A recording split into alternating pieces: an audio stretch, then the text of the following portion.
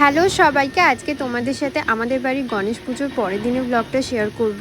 কয়েকদিন একটু দেরি হয়ে গেছে ব্লগটা পোস্ট করতে, তোমরা অবশ্যই পুরো ভিডিওটা দেখো স্কিপ না করে। সকালে ঘুম থেকে উঠেই তো দেখি পুরোহিত দাদু চলে এসেছিল আজকে সুতোটা কেটে দেবে তাই জন্য, আর তারপরে আমিও রেডি হয়ে বেরিয়ে পড়েছিলাম। আজকে আমার একটা বেবি শাওয়ারের মেকআপ ওয়ার্ক ছিল একদম বাড়ির সামনেই, আমাদের বাড়ির একদম অপোজিটে একটা ফ্ল্যাটে।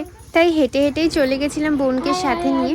ওখানে যেতেই তো এই মিষ্টি বাচ্চাটা আমাদের দেখেই ছুটে চলে এসেছিল। নামটা ঠিক জিজ্ঞাসা করা হয়নি, ওখানে তো সবাই মানা মানা বলে ডাকছিল। তারপরে আমি আর বোন বাচ্চাটাকে একটু আদর করে মেকআপ করার জন্য সমস্ত কিছু রেডি করে রাখছিলাম। আজকে সব থেকে মজার কথা হলো, আমরা একই পাড়ায় থাকা সত্ত্বেও আমার ক্লায়েন্ট আমাকে ফেসবুক থেকে দেখে আজকে মেকআপের জন্য আমায় বুক করেছিল।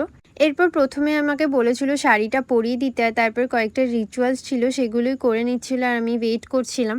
এই সবে এত নিয়ম থাকে, টাইমে টাইমে খেতে হয়। তো যাই হোক, সমস্ত নিয়ম শেষ হয়ে যাওয়ার পর আবার আমি মেকআপ করতে শুরু করে দিয়েছিলাম। তারপরে ফেসের ফুল মেকআপ হয়ে যাওয়ার পরে তো আমি হেয়ারটা করতে শুরু করে দিয়েছিলাম।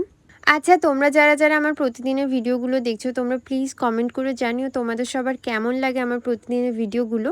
এখানে তো মেকআপ অ্যান্ড হেয়ার সমস্তটাই আমার কমপ্লিট হয়ে গেছে। তারপরে আমি জুয়েলারিগুলো একে একে পরিয়ে দিচ্ছিলাম, আর শেষে সিঁদুরটা পরিয়ে আজকের মেকআপ লুকটা কমপ্লিট করেছি। তোমরা অবশ্যই দেখে জানিও আজকে তোমাদের এই লুকটা কেমন লেগেছে। মেকআপ তো ফুল ডান হয়ে গেছিলো, কিন্তু শাড়িটা আমি পরাতে পারিনি কারণ আবার কিছু রিচুয়ালস ছিল, তাই জন্য ডেকে নিয়েছিল।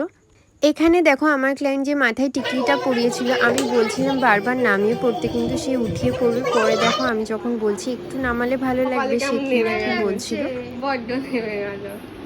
আচ্ছা তুমি আমার বলো রিভিউ। আচ্ছা পরে দেবে, যাও গিয়ে খেয়ে নাও। আমার তো মনে হচ্ছিল যে টিকলিটা একটু সামান্য নামিয়ে দিলে বেশি সুন্দর লাগবে, তাই আমি নামিয়ে দিয়েছিলাম আর শাড়িটাও পরিয়ে দিয়েছিলাম।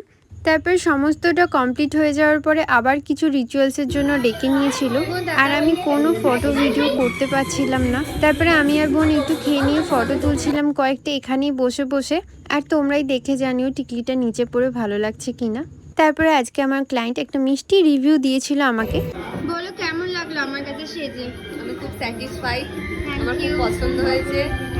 আমি নেক্সট টাইম আবার তোমাকেই বলবো।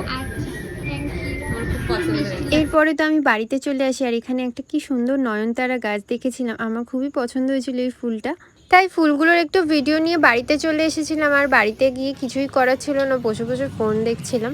এরপরে মা দুপুরে চিলি চিকেন ফ্রাইড রাইস বানিয়েছিল, সেটাই খেয়ে নিচ্ছিলাম। খাওয়া হয়ে যাওয়ার পরই তো সবাই ঘুমিয়ে পড়েছিলাম। বিকালে ঘুম থেকে উঠে মা মিষ্টি দিয়েছিল, আর মিষ্টিটাই খেয়ে নিচ্ছিলাম কারণ মাসি আর বোন আজকে বিকালে বাড়ি চলে যাবে।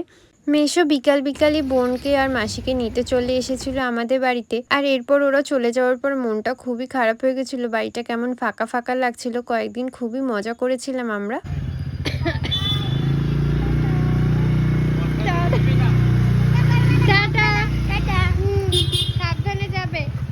তারপরে তো মা ভুট্টা দিয়েছিল, সেটাই খেয়ে নিয়েছিলাম, আর একদমই ভালো লাগছিল না, তাই কোনো ভিডিও নিইনি।